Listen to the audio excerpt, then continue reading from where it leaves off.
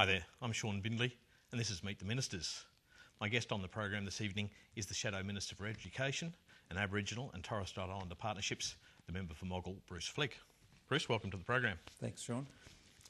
How'd you get into politics? You were in the army, a doctor as well. What made you move into the political sphere? Well, I think politics is one of those things that's in your blood or not. Mm-hmm. I've had a long interest and been active in politics virtually all my adult life. Mm-hmm. And also I think I view politics to some extent as a form of community service. You know, I've had a good career in medicine and the government of the day make the decisions that affect the lives of everybody in our community. Increasingly, I think people are reluctant to put their hands up for politics. That's not a good thing because the decisions and what we do are very important. And the more people we get who've had a background and a career and life experience going into politics, no matter what side they're on, the better the results that we'll get. I guess a life in medicine gives you that opportunity to be touched and have experiences with people from all walks of life and hear their stories and hear how their lives are affected by the circumstances we live in these days. Medicine's one of the great teachers, and I've been very privileged to have, a quarter of a century as a GP to see over 100,000 individual Queenslanders. And you learn not just their frustrations on sitting on a hospital waiting list, but you see the effects firsthand of things such as substance abuse. You see the other sorts of problems, the effect that unemployment has on people. I've worked most of that career in low socioeconomic areas. I particularly like doing that because I think you can make more of a difference in those areas. But it certainly teaches you a lot about life you might not learn otherwise. It offers you the opportunity for lessons that, like you say, you don't get to choose really, do you? You see many things that the average person would never see. Yeah. Where'd you grow up? I grew up in southwestern Sydney, near the border of the Canterbury, Bankstown and St George area. Okay, yep. Two good rugby league teams. Yeah. Dad was a blue-collar worker, and I went to government school, King Graham North High School, and got a scholarship to medicine at Sydney University.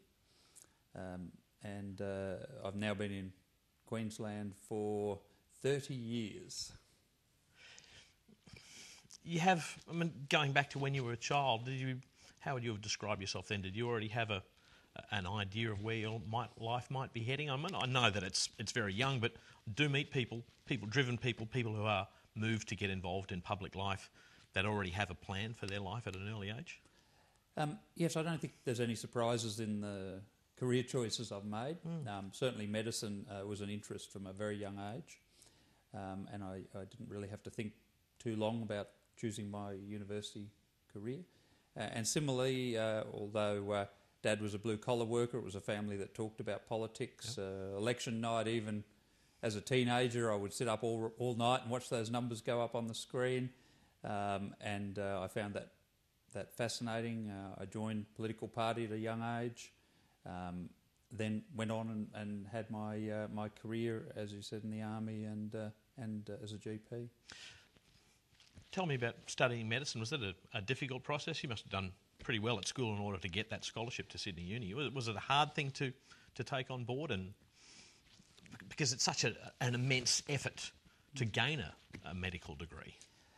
In some ways, gaining the entry can be the most difficult. As is often the case, yeah. The most difficult thing. I came from a blue-collar background, which was reasonably unusual for medicine. Yeah. Back at the time I went to university, so I have worked continuously since I was 16 years old, even doing things like working as a milkman at 2 o'clock in the morning, finishing at 6 and then going off to lectures.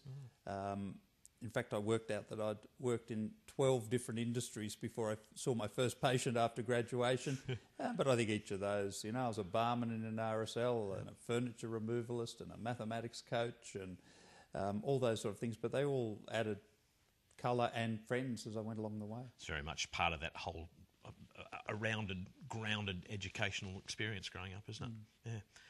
Do you enjoy medicine as a career? I love medicine. It's medicine is really all about people, and that's the thing that I enjoy the most. I've had a hugely diverse experience in medicine. I've worked in places like Katherine and Gove in the Northern Territory, done some time in public hospitals and the like, worked in the army as a doctor, and worked in my own practice for a long time. If you don't enjoy people, this is a poor career choice. Fortunately, I love people, and trying to make their lives better if it's possible. Is it possible to keep your hand in medicine now that you're out of it as a profession? Do people still come to you for medical advice? I mean, I guess it's a hard thing to get away from. Politicians come to you for medical advice all the time. I've got this little catch. From all sides of the house. Yeah. It is difficult to balance the two. I don't get... when I have a little bit of spare time, I'll still go out and help out in general practice. Brisbane is desperately short of general practitioners, but that time's pretty limited. My priority is the seat of Moggill and my shadow ministry in education, Aboriginal and Torres Strait Islander partnerships. Yeah. Medicine has to fit in around that. But it's not a career I don't think that people want to just walk away from. Yeah. Something... How do you maintain that interest? You're constantly upgrading your knowledge and reading, because I know that's a big part of a doctor's job, is to make sure they stay in touch with the developments, everything else, because it's constantly changing things as well. Do you still have the time to keep on the inside of what's happening in medicine? Fortunately, I don't sleep much. There's a requirement to keep your general practitioner registration, that you do a certain amount of education. Yep. It's very flexible as to when you can do it and how you go about it. Some of it can be online or seminars and things, and often it has other value as well in terms of current policy debates and so forth. I guess one of those things we talk about, the shortage of doctors, it's the medical boards really need to make it possible for people like yourself to stay involved one way or the other in the off chance or the hope that you might come back to medicine when this part of your life is perhaps finished. Yeah, well, general practice is very problematic. Since we've gone to predominantly postgraduate degrees, people are spending longer in education. GPs, young GPs typically have shorter careers and work shorter hours, and it is becoming increasingly difficult to provide general practitioner services to a growing population. The average age of GPs is pretty old, and for that reason it is going to be necessary to see people working on to ages where previously their parents might have been retired. I saw that firsthand a couple of weeks ago. I rang to make an appointment with my doctor, and I was told, actually he's gone back to uni, he's now studying psychology, and he's working at the hospital as well, so he's no longer seeing any patients. It's like I've had a relationship with this doctor for 10 years and all of a sudden he's no longer available to me. And he's in his 70s as well, running it's an interesting working relationship, maintaining that career in medicine while trying to keep moving forward as well. Well, it shows how much community attitudes have changed, isn't it? You know, 70-year-olds going back to university or more frequently doing ongoing professional education, whether they're an accountant, a school teacher, a doctor, a pharmacist or the like. That now is becoming the norm, whereas people in that age group at one time, we would have just said, well, he should be retired. Yeah, instead of going and getting another degree. Yeah. Did you see that old doctor? He should be giving it away. Yeah. I don't think we think like that anymore. Yeah, it's very interesting. Look, we're going to talk about your time in the army when we come back after the break. You're watching Meet the Ministers. My name is Shaun Bindley, and we'll join you again shortly.